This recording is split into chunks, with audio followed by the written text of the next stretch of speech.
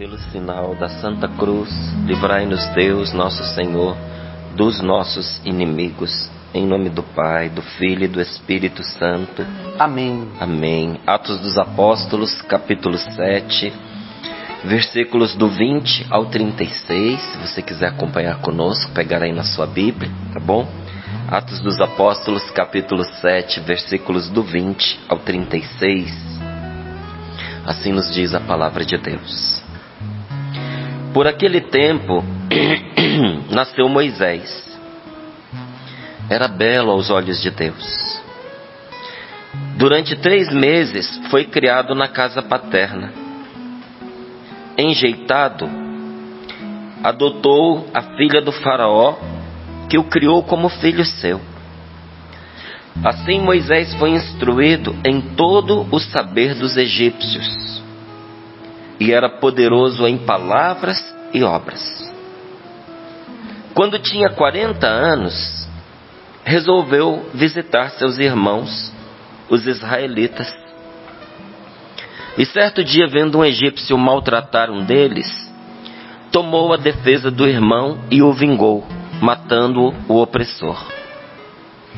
Pensava fazer os irmãos entenderem que por sua mão Deus lhes ia conceder a salvação.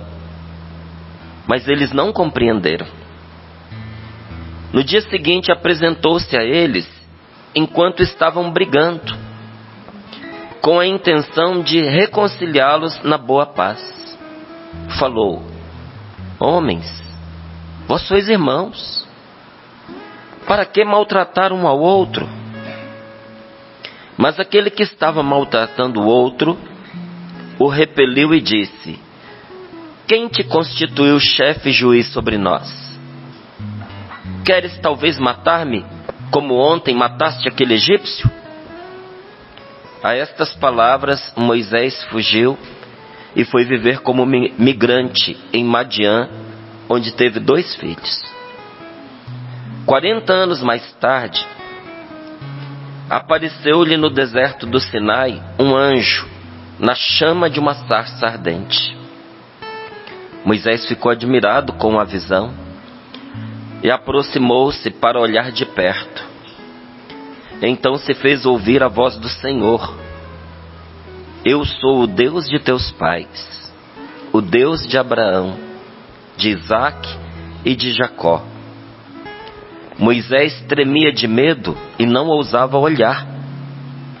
Mas o Senhor lhe disse: tira as sandálias de teus pés, pois o lugar onde te encontras é terra santa.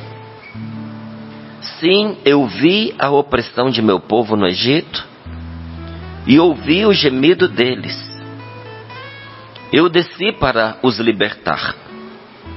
Agora vem, que eu te enviarei ao Egito.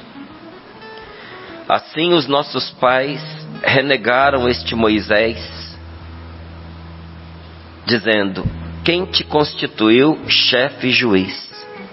Mas Deus o enviou como chefe e libertador, mediante o anjo que lhe apareceu na sarça.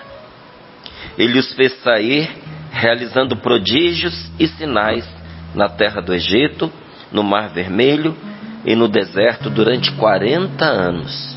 Palavra do Senhor. Graças a Deus. Graças a Deus. Graças a Deus. Diz aqui a palavra do Senhor. Por aquele tempo nasceu Moisés. Era belo aos olhos de Deus. E durante 3 meses foi criado na casa paterna. Por que durante 3 meses? Porque quando ele estava com 3 meses de idade, o faraó determinou por meio de uma lei que todo primogênito nascido dos hebreus, dos israelitas, deveria ser morto, passado a fio de espada ou afogado no rio Nilo. E a mãe de Moisés, sabendo que isso ia acontecer com o seu filhinho, que diz aqui que ele foi enjeitado, né? Ele foi enjeitado dessa forma. A mãe não queria abandoná-lo, mas se ficasse com ele, ele seria morto. Então ela pegou um cestinho de pão, untou ele na parte de dentro com betume, para ele ficar impermeável, virou um barquinho e soltou o Moisés dentro desse barquinho improvisado, no mesmo Nilo em que ele seria afogado se fosse encontrado pelos soldados egípcios. E foi parar o rio, o levou até a casa do faraó. Olha que interessante, né, gente? Aquele bebezinho belo e cheio da graça de Deus foi parar na porta do inimigo que mandou matá-lo. E a filha deste inimigo, encantado com a beleza de Moisés, o adotou. Por isso nós temos que sempre, gente, confiar na providência divina. Sempre. Porque aquilo que parecia ser a mão da morte acabou sendo a mão que protegeu. E Moisés foi adotado pela filha do faraó. Como a filha do faraó não tinha bebê e não amamentava, ela mandou procurar alguém que tivesse leite para poder amamentar o bebezinho que ela tirou das águas do rei. E adivinha quem que mandaram buscar? A mãe de Moisés. Então, o filho não ficou com ela em casa, mas ela todos os dias amamentava o filho e ainda era paga por isso. Além de que o seu filho ficou protegido e guardado ali na casa do faraó. Adotou a filha do faraó, que o criou como filho seu. Assim Moisés, veja bem quem foi Moisés, tá certo? Assim Moisés foi instruído em todo o saber dos egípcios. Entenda uma coisa, muitas vezes as pessoas olham hoje no mundo e tem os Estados Unidos como a grande referência de potência, de nação, de estudo do mundo. Há pessoas do mundo inteiro que vão para as faculdades norte-americanas para poder fazer ali o seu curso, a sua especialização, não é? Não só pelo bom estudo, mas também por todo o título, todo o valor que isso agrega ao currículo da pessoa. Naquela época, quem era essa potência? Onde estava o saber? Era no Egito. Moisés estava no lugar de maior instrução e sabedoria do mundo. O que havia de melhor em termos de conhecimento estava lá, e Moisés foi instruído em todo o saber dos egípcios. Então tudo que o mundo naquela época conhecia foi ensinado a Moisés. E Moisés era um príncipe do Egito, porque ele era filho da filha do faraó, adotado ou não, ele era filho da filha do faraó, um príncipe do Egito. E você pode até pensar assim, mas era discriminado, porque ele foi adotado. Discriminado? Escuta aqui, era poderoso em palavras e obras. Ele era filho da filha do faraó, instruído em todo o saber dos egípcios, ou seja, nada foi escondido dele, e era poderoso em palavras e obras. Quando ele tinha 40 anos, ele descobriu que ele era israelita. Ele percebeu que ele estava no limbo. Ele morava com o faraó, tinha prerrogativas de egípcios, mas ele não se sentia egípcio porque ele não era. Ao mesmo tempo, ele não se sentia hebreu, porque ele não vivia com o seu povo e tinha privilégios que o seu povo não tinha. Enquanto ele vivia uma vida de mordomia, o seu povo era massacrado por aqueles mesmos que o adotaram. Moisés viveu uma crise de identidade medonha, ao ponto que um dia, quando ele tinha 40 anos, ele resolveu fazer alguma coisa pelos seus irmãos e foi visitá-los. Chegando lá, ele viu um egípcio maltratar um deles, agressivo, batendo, machucando, ia matar o rapaz na pancada, porque os hebreus eram escravos. Moisés tomou a defesa daquele moço que estava sendo maltratado e no corpo a corpo com o egípcio acabou matando o egípcio. Moisés pensava o seguinte: agora que eles viram o que eu fiz, eles vão entender que eu sou irmão deles, que eu sou pelo bem deles e que eu vou fazer tudo que está ao meu alcance para libertar meu pai, libertar minha mãe, libertar os meus irmãos, os meus avós, os meus tios. O que eu puder fazer por eles eu vou fazer. Mas não foi isso que o povo compreendeu. Não entenderam nada. No dia seguinte, quando Moisés foi de novo visitá-los, agora não era nas mãos de um egípcio que eles estavam sofrendo. Haviam 2 hebreus brigando entre si. E Moisés entrou na briga para poder apartá-los. E quando Moisés conversou com eles, dizendo: meus irmãos, vós sois irmãos, vocês já são maltratados pelos egípcios, por que vocês também estão se maltratando um ao outro? E um deles, revoltado, irado com Moisés, diz-lhe: quem é que te constituiu chefe e juiz sobre nós? Por acaso você quer me matar como você matou aquele egípcio ontem? Quando Moisés viu que o crime dele estava descoberto, e se isso fosse denunciado ao faraó, ele, Moisés, seria morto. Filho da filha do faraó ou não, ele tinha cometido um assassinato contra um egípcio. E a pena para isso era a morte. Vendo-se descoberto, o que Moisés fez? Fugiu e foi viver como migrante em Madiã, onde ele teve 2 filhos. Quanto tempo ele ficou ali? 40 anos. É pouco? 40 anos. Agora entenda o que foi que aconteceu. Aquele homem que foi criado com toda a etiqueta, com toda a riqueza, com toda a opulência, com os melhores ensinamentos. Moisés era formado. Na época, ele tinha o melhor curso superior que alguém pudesse ter.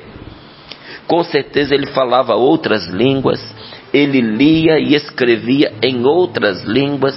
Moisés tinha acesso a todo tipo de conhecimento que era conhecido na época. Ele trabalhava no governo do império, porque ele era pródigo em palavras e obras. Veja, Moisés era pródigo em palavras, ele era um orador. Você percebeu isso? Está aqui, ó. Poderoso em palavras e obras. Uma pessoa que só sabe mandar, ela não é poderosa em palavras. Poderoso em palavras quer dizer uma pessoa que tem persuasão, capaz de convencer, que tem sabedoria, que tem conhecimento, que sabe discursar. Porque senão ele seria poderoso só em obras. Mandou fazer, tem que fazer. Isso é ser poderoso em obras. Mas ele era poderoso em palavras. Esse homem com tantas qualidades, um homem que era temido por causa da fragilidade de não se identificar, não ter identidade por causa da sua crise de identidade, unida a um crime que ele cometeu, fez-se despedaçar toda aquela construção aparentemente sólida que ele carregava. Olha, gente, veja, o que poderia haver de mais sólido do que o filho da filha do faraó? Depois do faraó vinha eles. Não vinha a filha do faraó, vinham os filhos, os rapazes. Moisés era um deles. Poucas autoridades poderiam ser maior do que ele no mundo. E tudo isso se despedaçou da noite para o dia. Primeiro, porque Moisés não sabia quem ele era. Segundo, por causa de um pecado que ele cometeu. quando você não se conhece e você se entrega aos seus pecados, não tem construção sólida na sua vida que não desmorone. E tudo que esse homem conhecia desmoronou diante dos olhos dele. Primeira coisa que aconteceu com ele, ele ficou gago. Ele era um orador, ele era uma pessoa influente, ele sabia discursar, ele conhecia as mentes mais brilhantes e ele se destacava entre elas. Ele foi tomado de uma insegurança tão grande que ele se tornou gago. Ele gaguejava. Inclusive, mais tarde, quando Deus o chama e o manda ao encontro do faraó, 40 anos depois, que está escrito aqui, para tirar o povo do Egito, qual é a desculpa que Moisés dá? Eu não posso porque eu sou gago. E antes que eu transmita suas ordens ao faraó, porque eu não vou conseguir falar por causa da gagueira, ele terá me cortado fora a cabeça.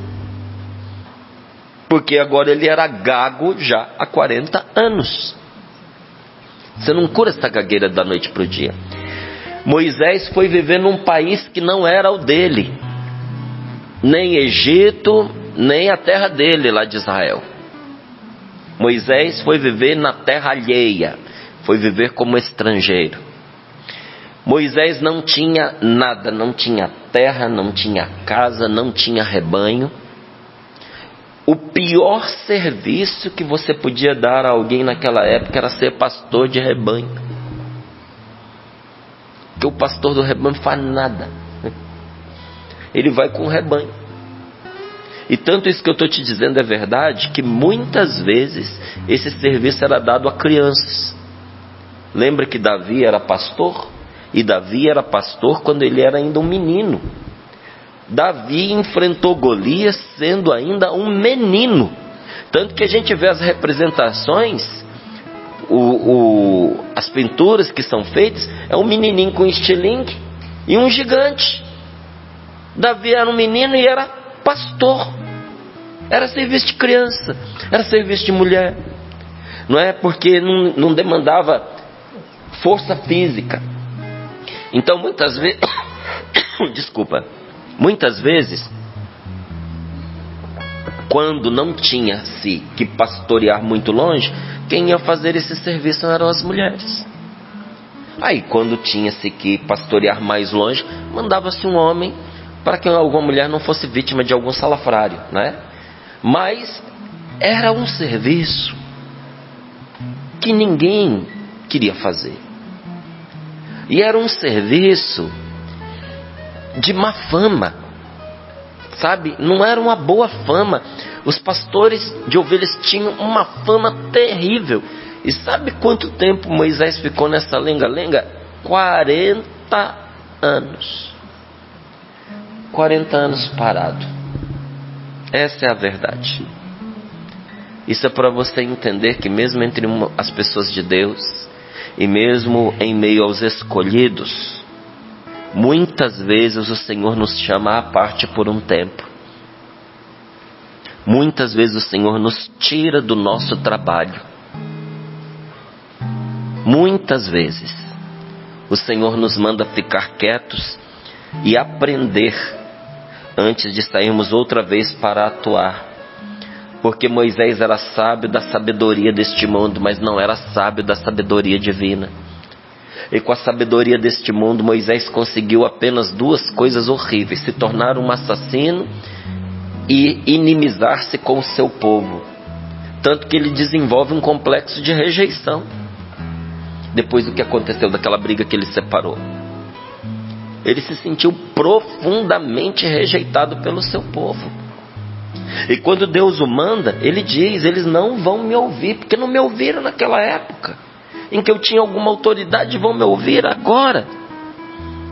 Porque Moisés queria cumprir uma obra divina com uma sabedoria humana. Não funciona.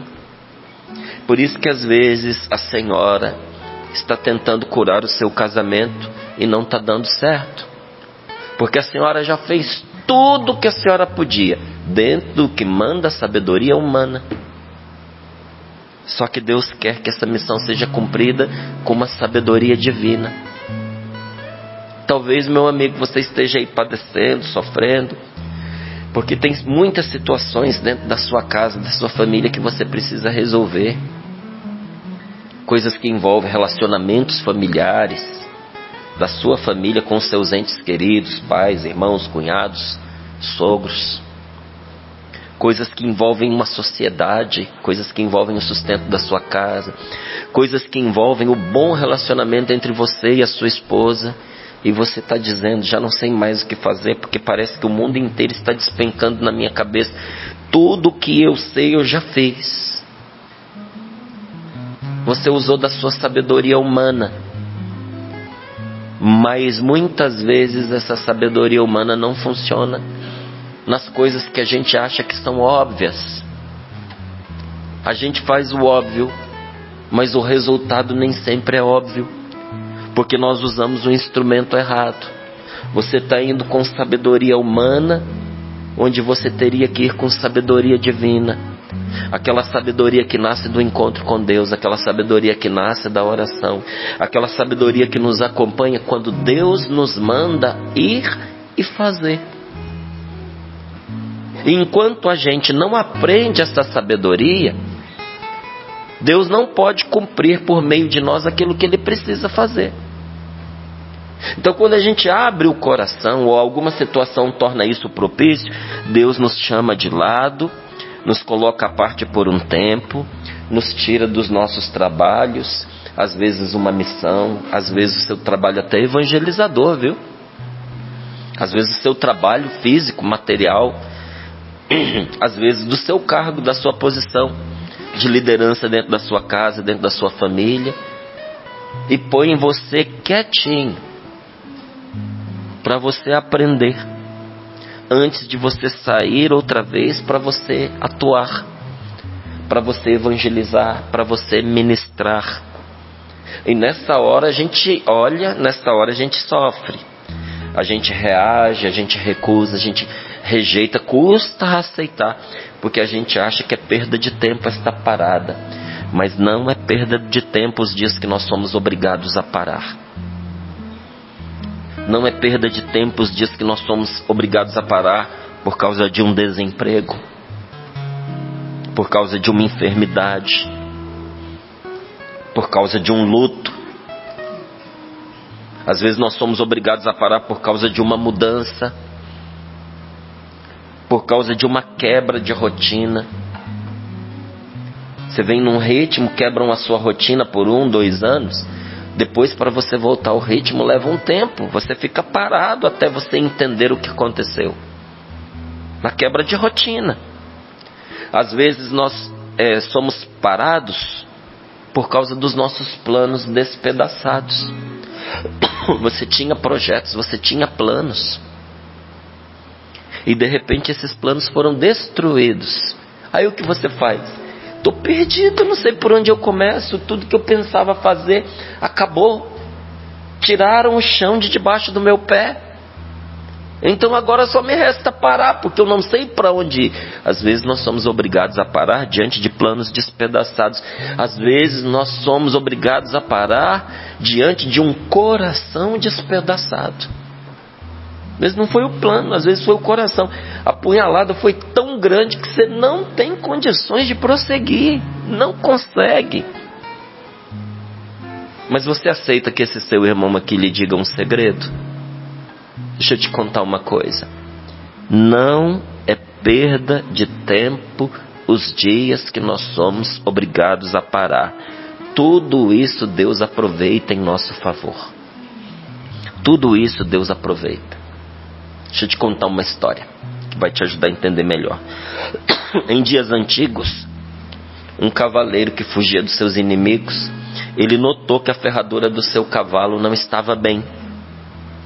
A ferradura do seu cavalo precisava de conserto. Ele estava em fuga. Os inimigos já estavam respirando no cangote dele. Ele não podia parar. Mas o cavalo estava se machucando com a ferradura que estava mal, estava estragada a ferradura. Então o bom senso mandava que ele prosseguisse a toda velocidade, mesmo com a ferradura estragada, pois os seus perseguidores estavam chegando. O que mandava ele avançar? O bom senso mandava ele avançar. Mas a sabedoria,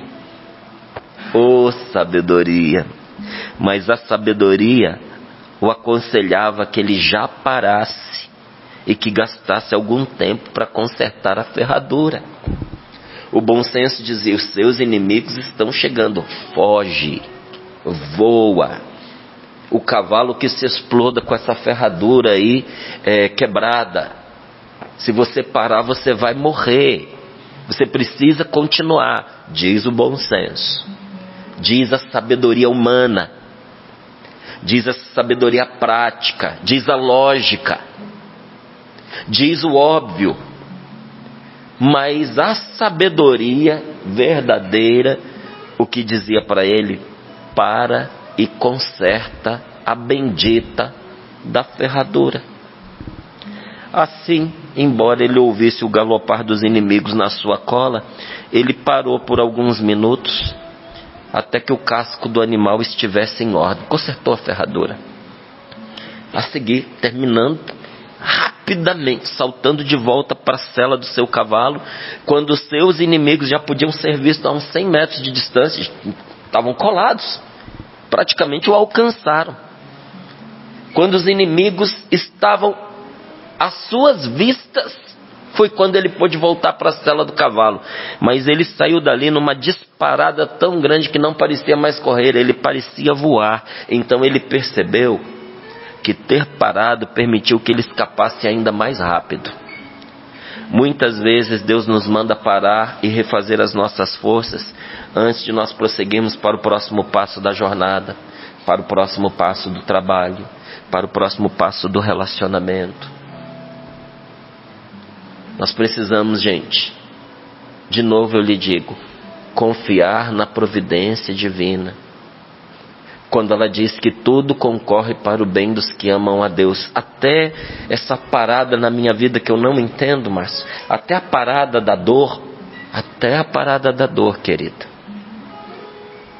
Porque o seu Pai do céu que te ama, conhece o que você não conhece e vê o que você não vê. E isso não é história da carochinha. Isso não é consolo barato para enxugar as suas lágrimas agora e confortar seu coração no momento de angústia, até que passe a dor. Não.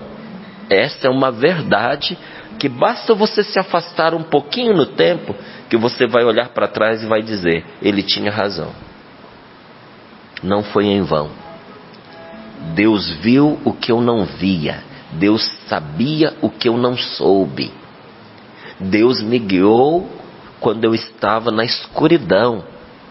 Eu estava cego, eu não podia enxergar. Eu estava limitado pela minha ignorância, pela minha falta de experiência. Mas a bondade de Deus me guiou no escuro, porque eu o obedeci. Olha a importância da gente obedecer. Porque se a gente não obedece, mesmo que Deus revele o que for a nós, nós ainda não temos maturidade e experiência suficientes para compreender o que Deus está nos revelando.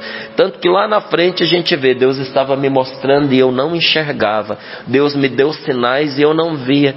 Como um pai e uma mãe que fala: não casa com esse rapaz, não casa com essa moça. E quem casa faz as contas. Quem casa diz: sou eu que estou no relacionamento, sou eu quem o conheço, sou eu quem a conheço, sou eu quem convivo com ela, sou eu quem convivo com ele, sou eu quem estou todo dia ao seu lado, ele me ama, ela me ama, não vou deixar ninguém se meter na minha vida. E depois lá na frente, quando tudo desmorona, se a pessoa for honesta, ela vai dizer: bem que meu pai me avisou, bem que a minha mãe me avisou, mas eu não vi. Por que você não enxergou? Porque você estava condicionado pelos seus sentimentos. E porque você não tinha nem a maturidade, nem a experiência que seus pais têm. Se você não alcança a maturidade e a experiência dos seus pais, você quer alcançar a maturidade e a experiência de Deus. Se você tivesse obedecido seu pai e a sua mãe naquela altura, você tinha se livrado de uma bela de uma enrascada. E se você obedecer a Deus hoje, você vai se livrar da perdição. Essa é a verdade. Então, cumpre obedecer a Deus, meus amigos. Confiar na divina providência. Dar fé à palavra de Deus que diz que tudo,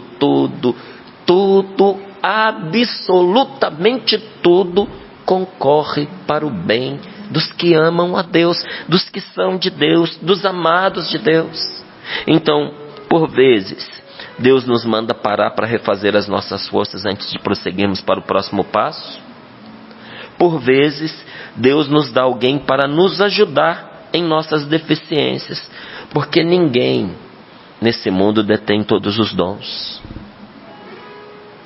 A gente precisa de ajuda, até mesmo no serviço de Deus. Ninguém detém todos os ministérios. Um dia eu ainda apresentava o programa Papo Aberto, e alguém falou: tem um vidente aí de Nossa Senhora que ele quer vir aqui no programa para que você o entreviste. Eu já achei estranho, porque normalmente essas pessoas não ficam se oferecendo para essas coisas. Quando uma pessoa realmente viu algo que Deus lhe mostrou, essa pessoa é extremamente discreta, gente. Elas inclusive fogem de aparecer. Isso é quase que uma regra. O outro não, ele estava se oferecendo. Eu já achei estranho. Depois eu fui estudar a respeito dele. Primeira coisa que ele disse e foi registrado: ele afirmou que ele tem todos os dons. Eu falei: o cara tem todos os dons.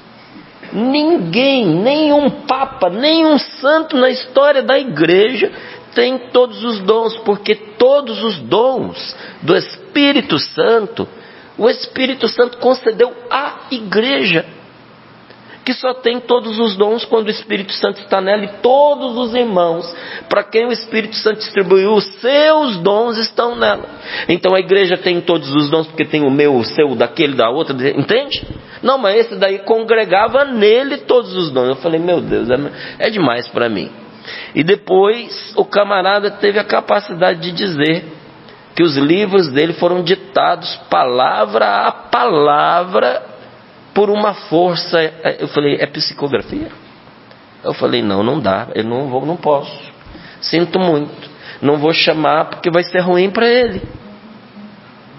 Porque isso que eu estou dizendo aqui, eu vou falar para ele no programa, diante de todo mundo. Então é melhor a gente não trazer a pessoa, para não chatear a pessoa com essas coisas. Mas a gente tem que ter cuidado, a gente tem que abrir os nossos olhos e entender uma coisa: ninguém tem todos os dons, ninguém tem todos os ministérios. Deus nos fez precisar uns dos outros. Deus, em sua sabedoria, fez um plano de salvação de forma que nós precisamos uns dos outros. Você precisa da sua família. Sua família precisa de você. A pessoa pode fazer o que quiser, pode gritar as ideologias que quiser, pode tirar a cueca pela cabeça, pode fazer o que quiser, pode chorar, pode berrar, mas ela não se basta a si mesma, ela não é autossuficiente. Nós precisamos uns dos outros. E até esses grupos aí que fazem oposição aos gêneros, né? Mulher que tem briga com homem, não gosta de homem. Homem que não gosta da mulher. Mesmo esses precisam do homem e da mulher, porque homem com homem não faz filho, mulher com mulher não faz filho. Faz uma latomia lascada em relação ao outro, uma oposição ferrenha, mas precisa do material genético do outro se quiser fazer um filho. A natureza nos diz que nós precisamos uns dos outros. E a palavra de Deus nos diz que nós precisamos uns dos outros. Nós precisamos das pessoas e elas também precisam de mim.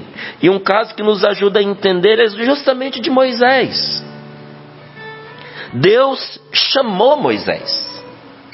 E Moisés resistiu depois desses 40 anos. Ele não queria ir porque ele era gago. Ele era gago e ele não ia conseguir trazer a mensagem diante do faraó. E qual é a resposta de Deus para Moisés quando ele disse: eu não posso cumprir a missão que o Senhor está me dando porque eu sou gago. Deus vira para ele e diz assim: sou eu quem fez ouvir o surdo, sou eu quem fez falar o mudo.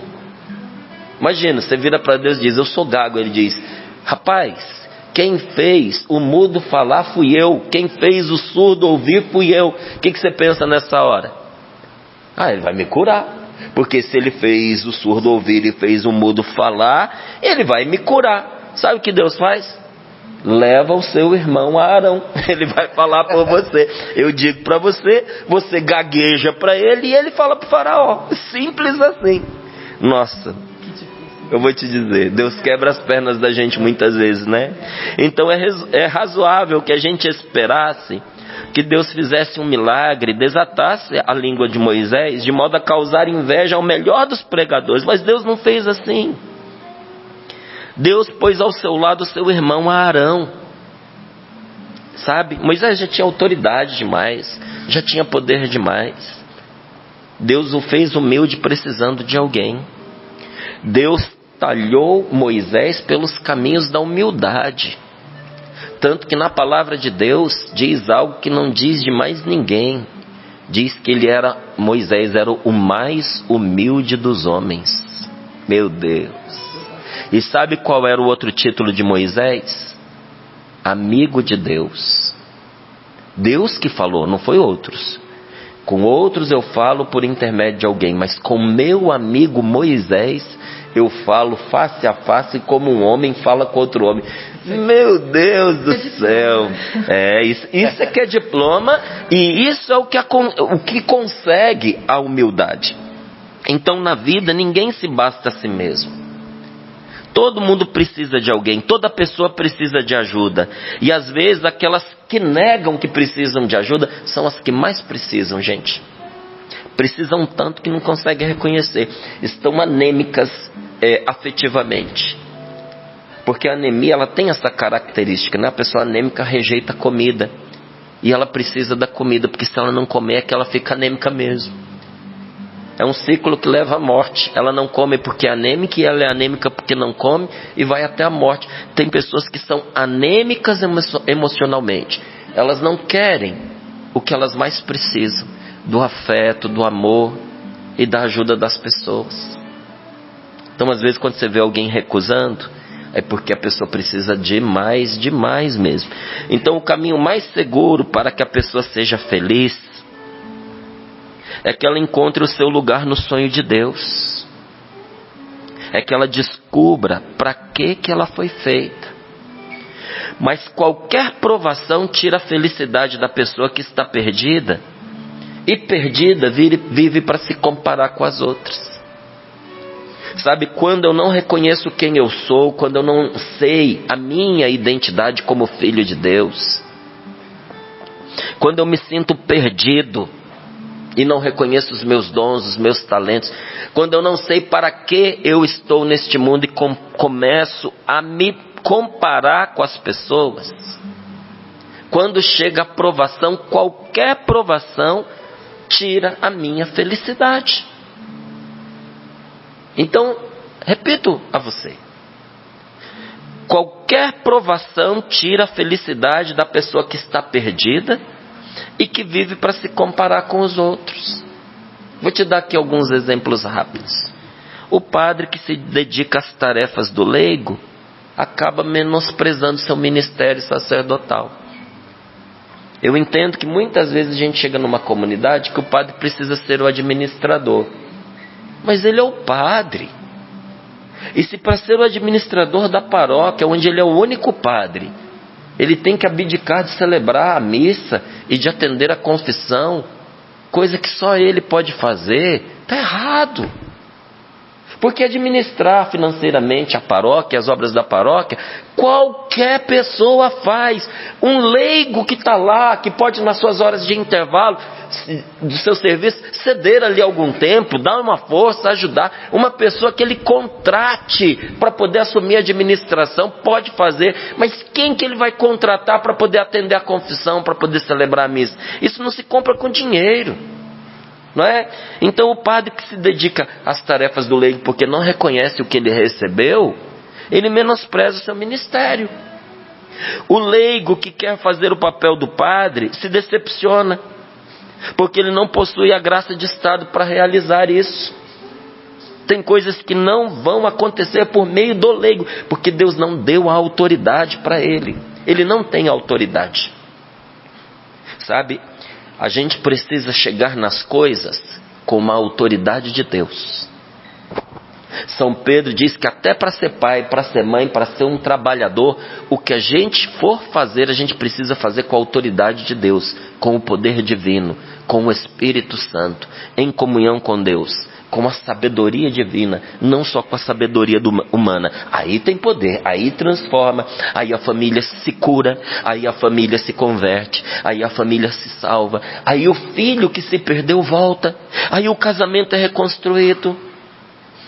Humildade não é ficar no negativo, gente, e dizer assim: eu não sirvo para nada. Isso não é humildade. Tudo dá errado para mim. Isso não é humildade. As coisas estão ruins desse jeito para mim, porque é o que Deus quer. É Deus que me tenta. Esses dias a gente pegou essa palavra aqui. Deus não tenta ninguém. Dizer uma porcaria dessa, isso insulta a bondade de Deus. Deus não é como eu e você. Deus não erra. Deus não erra. Ele nos fez de tal forma que o crescimento de um de nós favorece a todos. Por isso é muito triste quando você vê numa comunidade, numa congregação, as pessoas se combatendo uma outra e achando que se destruir aquela pessoa, aquele lugar vai sobrar para mim. Não vai, meu amigo. A destruição de uma pessoa numa comunidade afeta a comunidade inteira. Ela perde. Ela se torna mais pobre. Mas o bem de uma pessoa numa comunidade eleva a comunidade inteira. Seja essa sua comunidade paroquial, a sua comunidade familiar, uma comunidade como é a Canção Nova, uma congregação. A destruição de uma criatura prejudica todo o conjunto. Então, quando nós nos sentirmos menos que os outros, é porque nós nos comparamos com as suas qualidades, ou porque ainda nós não encontramos o nosso lugar na vida. A gente precisa achar o nosso lugar, tá certo? E você já sabe o seu? A função do elefante não é voar. Você já pensou? Se ele tentasse, né? A função do elefante não é voar, por isso que ele não tem asas. Você imagina um elefante voando e tendo um infarto lá em cima. Deus sabe o que faz, tá certo? Então cada um na sua função. Põe as mãos sobre o seu peito e diga: Senhor, bendito seja o teu santo nome. Sim, Senhor. Senhor, obrigado por esta palavra. Obrigado, Senhor. Obrigado, Senhor, por me fazer entender que o Senhor tem um lugar para mim.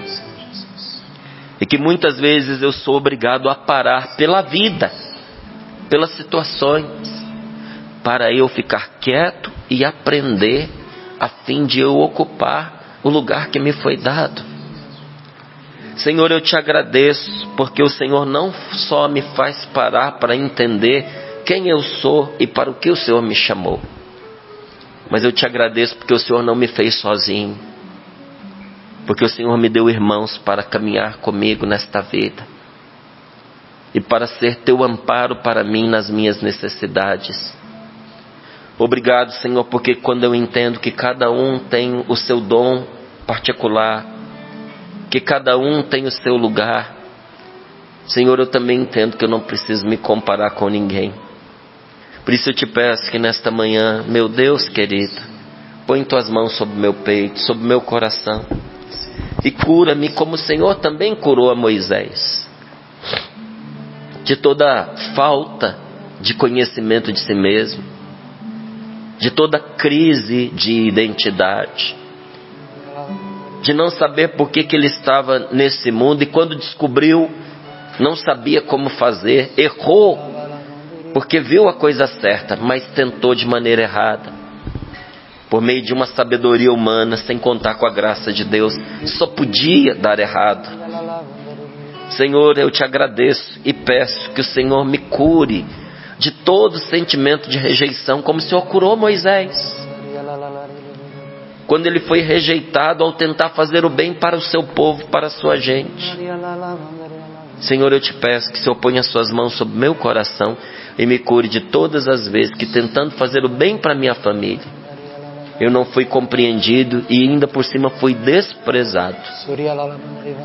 Senhor, eu te agradeço, porque até na missão que eu tenho, aquilo que não me foi possível realizar, porque me falta competência para isso, o Senhor pôs alguém competente do meu lado para me ajudar. É só eu abrir os meus olhos. Senhor, eu te agradeço pela minha esposa, por tantas vezes completar em mim aquilo que me falta, porque os dons que o Senhor deu a ela, justamente, Senhor, preenche o vazio daquilo que me falta. E muito obrigado, Senhor, porque eu posso ser para ela também como ela é para mim. Ajuda adequada, que a faz avançar, que a faz se conhecer ainda melhor. Muito obrigado, meu Deus. Obrigado, Senhor. Porque aquele que é diferente de nós não significa que seja melhor do que nós, e sim que é necessário a nós, porque nos complementa. Obrigado, Senhor, porque pela Tua palavra o Senhor nos faz entender que nós somos partes uns dos outros, membros de um mesmo corpo. Muito obrigado, meu